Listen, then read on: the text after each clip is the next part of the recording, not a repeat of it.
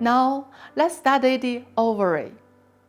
The ovary is almond-shaped body, about 3 cm long, 1.5 cm wide, and 1 cm thick, located on either side of uterus in pelvic cavity. It is cytogenic organ and hormonal gland. The ovary is covered by the capsule. The surface is a layer of squamous or cuboidal cells called germinal epithelium. Under the epithelium is a layer of dense connective tissue named tunica hypogenia. Underneath the tunica hypogenia is the cortical region, where ovary follicles containing the oocytes predominate. The follicles are embedded in the dense connective tissue, or called stroma. The stroma contains stroma cells, which are spindle-shaped fibroblasts that respond in a different way to hormonal stimuli than do fibroblasts of other organs. The most internal part of the ovary is the medullary region, containing loose connective tissue rich in blood and lymph vessels. The hilum contains smooth muscles and hairless cells. In this petty diagram, you can see the cortical region and the medullary region.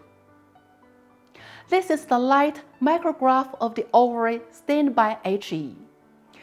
In the cortical region, you can see the ovary follicles in different stages. In the first months of the fetal period, there are 7 million predominant follicles. By the 7th month of pregnancy, most oogonia have transformed into primary oocytes. At birth, only 1 million to 2 million primordial follicles are left. Many primary oocytes are lost through a degenerative process called atresia. In childhood, all follicles are primordial follicles. In puberty, 40,000 primordial follicles are left, which have the ability to reproduce. In reproductive life of a woman lasts about 30 to 40 years. Only about 400 oocytes are liberated. All others degenerate through atresia. Generally, only 1 oocyte is liberated by the ovaries in each menstrual cycle. During the menopause, the ability of reproduce decreases. In the senescence, all follicles disappear, replaced by connective tissue. Now, let's look at the development and maturation of follicles. An ovary follicle consists of an oocyte surrounded by 1 or more layers of follicular cells. Different stages can be distinguished in the process of the development. Firstly, let's study the primordial follicle. The oocyte is primary oocyte, 30 micrometers in diameter, with a large and vascular nucleus. The cytoplasm is slightly eosinophilic. Follicular cells are a layer of lightened cells. In the left picture, the square shows some primordial follicles. They are located at the epithelium. In the right picture, the circle shows 1 primordial follicle. The red arrow indicates the nucleus. The double arrow indicates the flattened follicular cells. Before birth, oogonia come from yolk sac, enter ovarian cortex, develop into primary oocyte. Then, primary oocyte begins the first meiosis, but rests at diplotin of prophase of division. Primary follicle. Primordial follicles begin to grow and form primary follicles. The oocyte becomes large, rich in organelles. Cortical granules, which are specific lysosomes, appear underneath the membrane of the oocyte. They play an important role in the fertilization. Follicular cells become cuboidal or columnar, and more layers, also called granulous layer. A thick amorphous layer, eosinophilic in He staining, called the zonal pellucid, composed of at least 3 glycoproteins, ZP1, ZP2, and ZP3, is secreted and surrounds the oocyte. ZP3 is the receptor of the sperm. Follicular cells near oocyte arranged radiately, called coronal radiator. The left picture shows a primary follicle in the early stage. The circle indicates the primary oocyte. The arrow shows the follicular cells arranged in a single cuboidal layer. The right picture shows the primary follicle in the late stage, which moves to the deeper area of the cortex. The follicular cells form a striated follicular epithelium.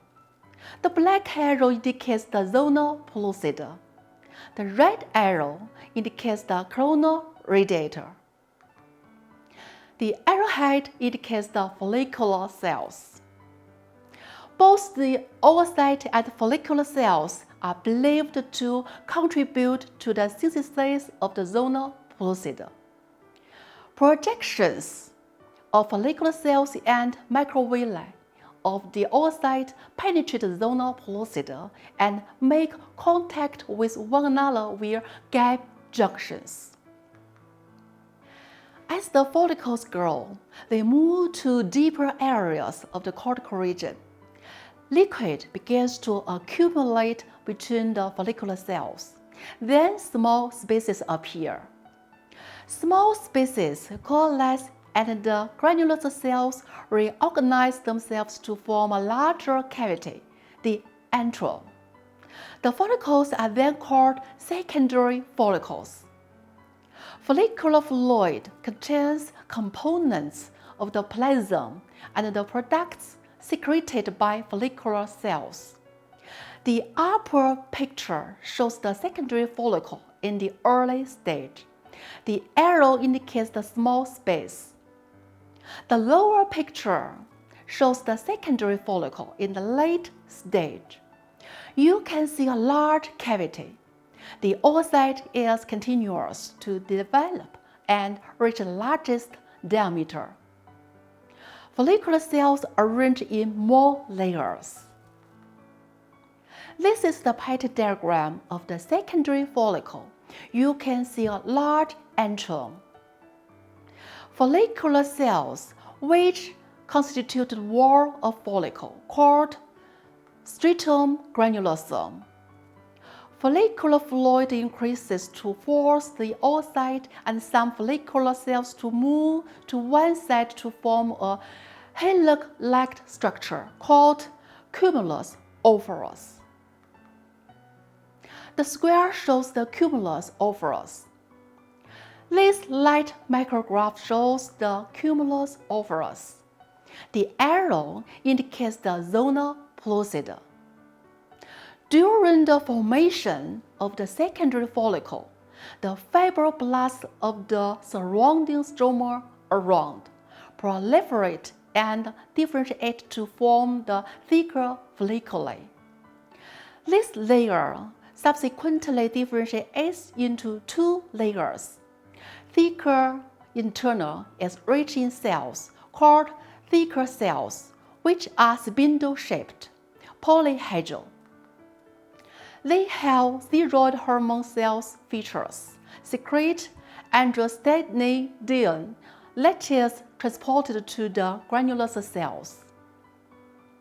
The cells of the granulus under the influence of follicle-stimulating hormone, synthesize an enzyme, aromatase, that transform androstenedione into estrogen. Estrogen returns to the stroma surrounding the follicle, enters the blood vessels. The thicker external consists of connective tissue, fibers, and fibroblasts. In this pattern diagram, you can see the two layers of the thicker follicule, the thicker internal and the thicker external. In this pattern diagram, the arrow indicates the thicker internal. The cells has steroid hormone secreting cells features.